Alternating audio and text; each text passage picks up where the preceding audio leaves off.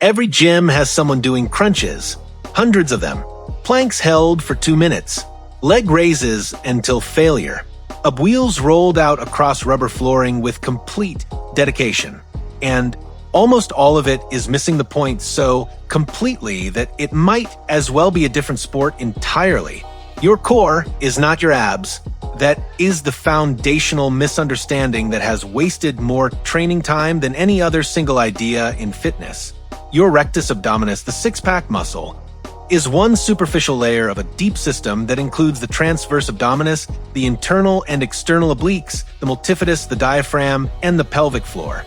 When you only train the visible layer, you are polishing the hood of a car while the engine stays broken. The core's primary biological function is not to flex your spine. It is to resist movement and stabilize the spine under load. The transverse abdominis is the deepest abdominal muscle. It wraps around your spine like a corset, and its job is to create intra-abdominal pressure. When it contracts, it stiffens the trunk into a rigid cylinder that protects your spine and transmits force between your upper and lower body. A crunch trains spinal flexion. Real life and real training requires spinal stiffness. These are opposite demands. Here is what poor core function actually looks like in the body. The multifidus, the deep spinal stabilizer running along your vertebrae, atrophies faster than almost any other muscle during an activity and after lower back injury. Studies show measurable multifidus atrophy within 24 hours of onset of acute low back pain. It does not spontaneously recover, even after pain resolves.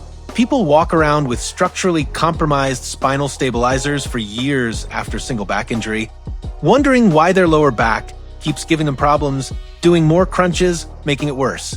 The diaphragm is the ceiling of your core system. The pelvic floor is the floor. The transverse abdominis and obliques are the walls. These four structures must co-contract to create the pressurized cylinder that stabilizes your spine under any significant load. If your breathing is dysfunctional, shallow, chest dominant, held incorrectly during exertion, you are training with a broken pressure system. Every heavy pull-up, every squat, every loaded movement you perform with dysfunctional breathing patterns is transmitting force through an unstable structure. You are building strength on top of a fault line. What actually trains the core correctly is anti-movement, anti-flexion, exercises that resist the spine being pulled into flexion under load, deadlifts, pull-ups, any horizontal hinge, anti-extension, exercises that resist the spine arching under load, hollow body holds of wheel rollouts performed correctly, plank variations with genuine tension, not passive endurance, anti-rotation, exercises that resist twisting force, pal-off presses, single arm carries, unilateral loading, and breathing mechanics, specifically diaphragmatic breathing with a 360-degree expansion into the abdominal wall, followed by a braced exhalation that maintains pressure through the lift. The hollow body position is the single most underrated core exercise that exists.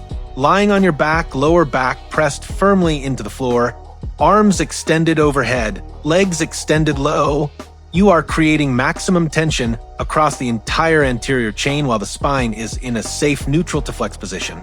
The difficulty is not in the shape. The difficulty is in maintaining the shape while breathing. When you can breathe normally inside a hollow body, you have developed real core function. Most people cannot do it for 20 seconds. The plank is not a bad exercise. It is a bad exercise when performed passively, when the body sags into the position, and time is the only variable. A plank performed with maximum intent, glutes squeezed hard, quads contracted, abs braced as if taking a punch, shoulders actively pushing the floor away, is a completely different stimulus to one performed as a test of how long you can hold a mediocre position. Intensity over duration. Always. The reason this matters beyond aesthetics is injury prevention and performance transfer. Every single movement you do in training, every pull-up, every dip, every squat variation transfers force through your core. A strong, functional core means more force gets from your lower body to your upper body. More force means more effective training. More effective training means more adaptation. The core is not a vanity muscle group. It is the transmission system of the entire machine. Stop counting crunch reps. Start bracing before you breathe. Start training the system that makes every other movement work. The six-pack may or may not become visible depending on your body fat. The functional core underneath, it determines whether you stay in the game long enough to find out.